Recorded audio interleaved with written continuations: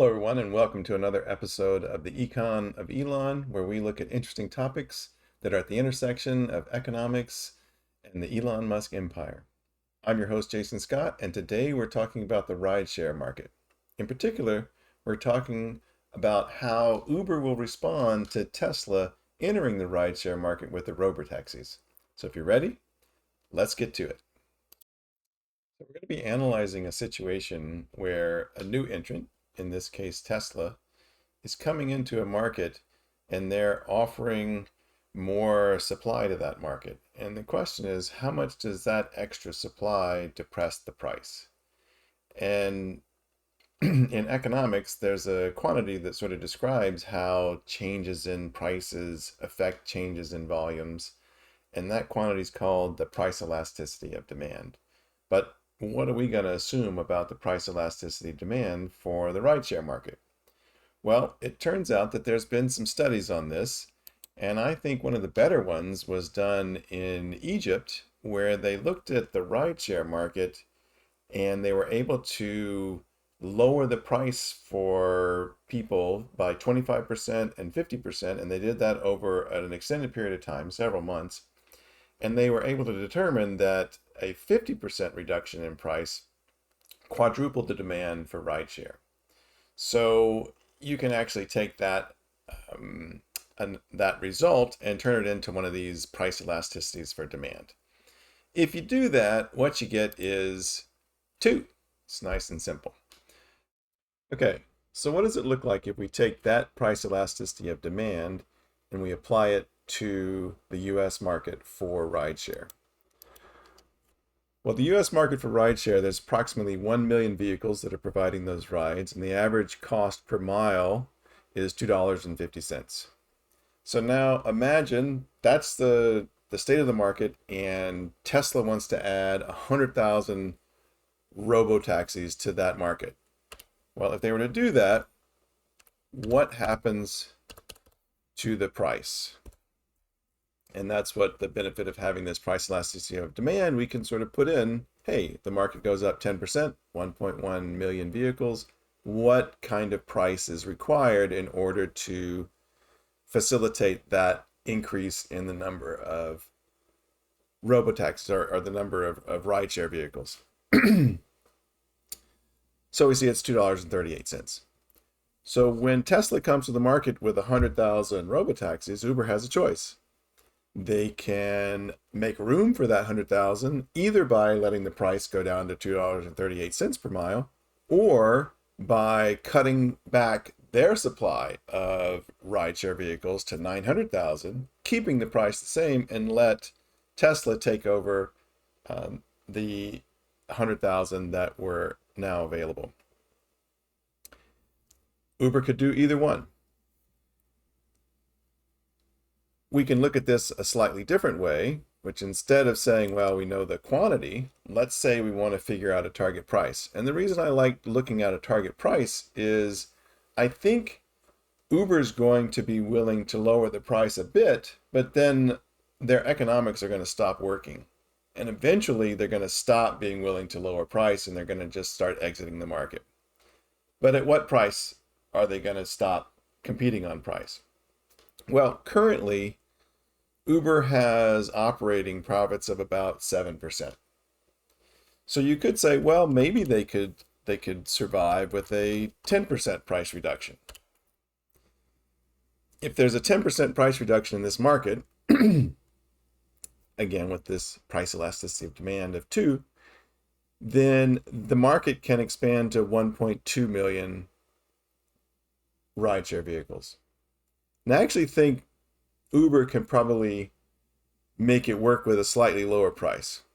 So let's say at the outside, Uber could withstand a 20% price reduction before they just can't compete on price anymore. If that were the case, then the market could expand to 1.56 million vehicles. And so essentially, there would be room for 560,000 robotaxis while allowing Uber to maintain the current existing market of 1 million rideshare vehicles. So we've been able to make some pretty good progress with just three key assumptions. We assumed that we knew what the price elasticity of demand for the ride-sharing market was, and that it was 2. We assumed that Tesla had a cost advantage, which really meant that in a price war, Uber would be the first one to blink and would have to start lowering their supply instead of continuing to compete on price. And finally, we assumed that Uber had a minimum viable price that was around $2 per mile. With those three all fairly reasonable assumptions, we came up with Uber could maintain their current volume if they're willing to go down to that minimum price and allow, as long as Tesla wasn't adding more than about 500,000 cars to the rideshare market, and that by the time Tesla could add 1.5 million cars, Uber would basically be out of the marketplace.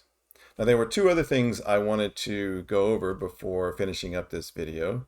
The first thing was everything we've talked about so far was thinking about the market for rideshare as a US total market. In reality, you could think of them as more individual markets of different cities. And this is the size of the rideshare market in Chicago. Actually, I got this from James Dalma. He did an analysis of the Chicago data.